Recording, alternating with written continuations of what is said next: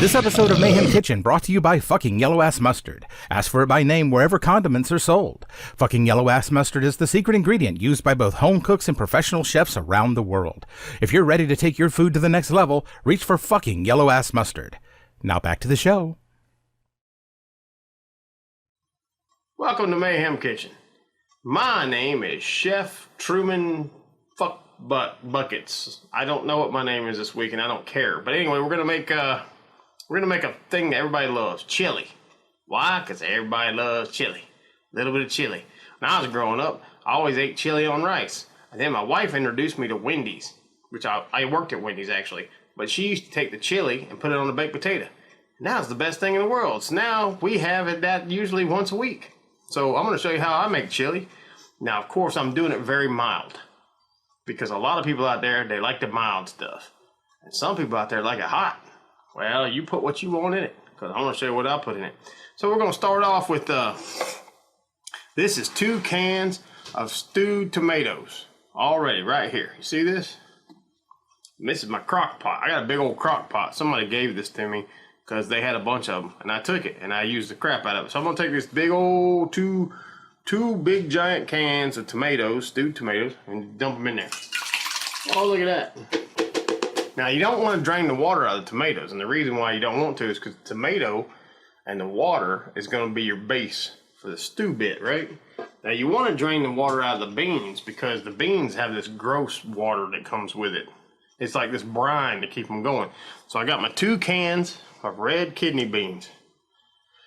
Now, I've drained most of the liquid off of those because you don't want that. You want it to be tomato-y. You want it to have that base. So we're going to go ahead and put this in here, too. There's a little bit of water still left, but that's okay.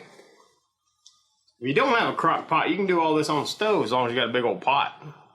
And also, this stuff freezes really good. But when you freeze it, when you put it in a Ziploc bag, make sure you get all the air out. Because if you don't, it'll freeze or burn faster. So you try to get all the air, push all the air out. And then it'll keep a little bit longer for you and taste a little bit better. Which this also, I'm going to tell you a little story. I always tell you a little story. I used to work overnight at BP gas station, British Petroleum gas station, the graveyard shift. Now, my buddy John, he come over. People used to come hang out with me in the middle of the night. We was punk rock. We was always up all night. So, yeah, all these guys, they show up. He showed up one night. He had a Baby Ruth. And he bought one of them big old king-size Baby Ruth. That's a candy bar. For people up here in Canada, they don't sell them here, but they do in the States. So you'll know what I'm talking about down yonder. Up here, they may not be so sure, but it's like peanuts and whatever. So I'm eating half this Baby Ruth because I'm outside checking the gas. They had to go out every night and check it with a big ruler. And go down in the tank and figure out where it is and how much was left. When I did that and I started eating it, I started choking. Now I'm choking bad. I'm really choking, fearing for my life. I think I'm going to die. I'm turning purple. He sees me and he looks at me and starts going, "Oh, check you out. I love you. You love me." And he's doing the whole fucking Barney gimmick because I'm turning purple. He doesn't even know I'm really choking. Then he calls me Grimace. He's like, "What are you trying to do? Your impression of Grimace? What am I supposed to be, Mayor McCheese?" And that kind of thing. And then all of a sudden he realized that I was actually choking. So he gave me the Heimlich maneuver. But of course, after that, because he was drunk, and to be perfectly honest, I was probably half drunk too while on the job. Bad idea. We started calling it the Heineken maneuver because when we got done with that, he started drinking a Rolling Rock. It was that green bottle, those little pony Rolling Rocks. He starts drinking. He's like, "Yeah, I just gave you the Heineken maneuver." And from that day forward, I was drinking one with him. From that day forward, we always called it the Heineken maneuver. So it's like, if you're choking to death, I'm just going to hand you a beer and hope for the best. That's the way we did things. Anyway, it's a stupid little story. I got a lot of stories about him. John's a good guy. I like him very much. We had a lot of fun times. I went ahead and browned this ground beef. As you can see, it's about a pound. Now, I also used chili powder. This is like no-name chili powder. Like, you know, it's just chili powder. I have not added salt or pepper. The reason why, there's a lot of salt and pepper already in this. And you can always add salt. You can't take it away. Well, you can, but it's kind of becomes a pain in the ass to do that. But it's easier to salt it again later. Anyway, this has already been browned. And why do I do that? Because it speeds up the cooking process first off, and also you want to make sure your stuff gets cooked. So I've already added my 2 giant cans of tomatoes, the stewed tomatoes, my 2 cans of red kidney beans. Okay, now we're going to add this. We're just going to take it and dump the whole thing. And you're going to see some, ooh, look at that, that's gross, ain't it? Some people go, oh, that's gross. No, that's good stuff, that's good eating. You want to scrape that out. Because that fat actually helps the dish taste a little bit better. And there's not very much because it was lean ground beef. I got my big old spoon. We're gonna put that big old spoon in there. Now, so most of the time I would add a lot of onion and a lot of garlic, but in this case, I've had a heartburn problem, so I haven't been using a lot of onion lately. But I did use about half of a big yellow onion. So this is it, the sweet onion, yellow onion, and then also I got a clove of garlic that I've shaved off really good and thin. You can go back and watch Goodfellas. I was trying to shave it with a razor. Yeah, I was. Like we were in prison. Anyway, we're going to take this. We're just going to dump all that in there. Because y'all don't want to see me cut a damn onion again. I did that the first couple of episodes on season 1. How many times you want to see a man cut an onion? That's on you, man. You want to add more onions and garlic, go ahead. That's fine. If you want to add bell peppers, some people add bell peppers. Some people add carrots. Add what you want to add. Now, here's a little trick that I do, though. A lot of people don't know this. I'm going to mix this up first. So we're going to mix this up. Let's get that thing going all over. Because we're going to put this on this crock pot. Now, if you don't have a crock pot, like I said, you can do all this in a pan. Don't think you got to buy some fancy thing. Should be pretty chunky. I like chunky chili. I don't like that salty stuff. Or that little soupy stuff. That's what it looks like. So we got that going. That also helped them onions cook down. I do this. This is a simple little trick I'm going to do. This is Old El Paso. Taste as great as its name. Anyway, this is thick and chunky salsa and it's medium. This is the secret part, right? Crack that thing open. And we're going to go. We're not going to measure a damn thing. We're going to put half that jar in there. The reason why is there's a lot of stuff going on in this. There's a little bit of sweetness to it, but there's a lot of stuff going on. And you mix that in because that just helps to make it a little more soupy. Also gives a little kick. Another trick I do, now I've done this, I'm going to go ahead and add some more chili powder. This is my chili powder, so I ain't going to use the little sprinkle thing. We're going to do it over the top. We're going to make this thing look good. There we go, because we're going to let this cook for about 6 hours. Really slow and low.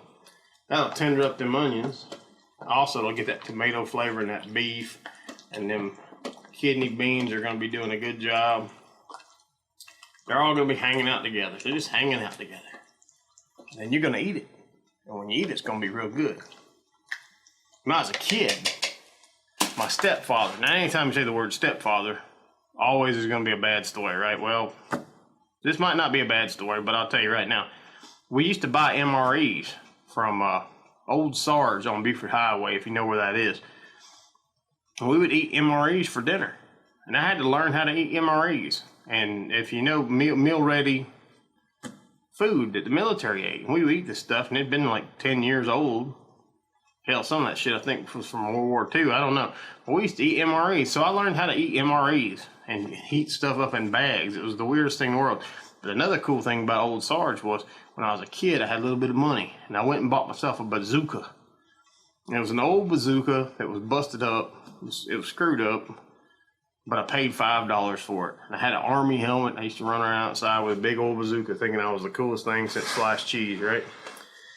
Here's the next thing I'm going to do. This is going to be actually our next sponsor. They're going to sponsor us. And this is one of the greatest hot sauces in the world. And the only reason why they're a sponsor is because I sat here and fought to get them to be a sponsor, because this hot sauce is like cost me $1.25.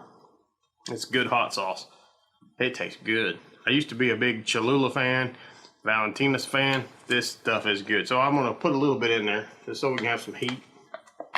Just this little squirt plastic bottle, but still good stuff. I can't tell you what it says. I don't know how to read that. I try sometimes to do Spanish, but I fail. Mix that up real good. There we go. Real good. Now I'm gonna tell you another little trick. At the very end, when you're done with the chili and you're putting it on that baked potato, do me a favor, because this is gonna be hot. Baked potato is gonna be hot. Take you some of this. I don't want to show you the name, but it's Old Dutch. I don't care. It's because this was one that was on sale.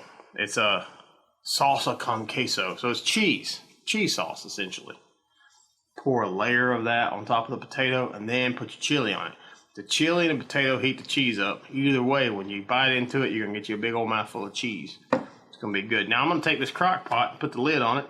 I'm gonna let it sit for about 6 hours, and then after 6 hours, we got chili. And then if I can't eat all this, which me and my wife, we ain't gonna be able to eat all this. That's a lot of chili. But we'll freeze it. It's so easy to thaw out. You just put it on a container or a paper plate or something, and you try to use a Ziploc bag and try to do them in portion size.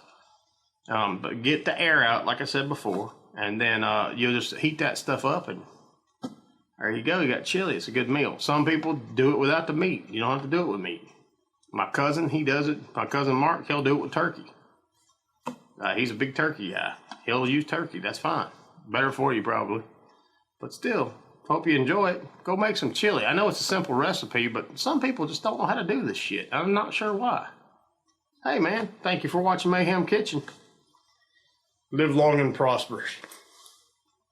Is the foreigner staying for supper? I'm ashamed to say I ain't asked him. How about it? Oh, I don't think so. Oh, no trouble. What you cooking tonight, Granny? Mustard greens and possum innards. Mm-hmm. Did you hear that, Mr. Brewster? Very clearly. Want to change your mind? Not this time. Well, if you happen to come back tomorrow, we'll be having leftovers. That's the thing about possum innards. They's just as good as second.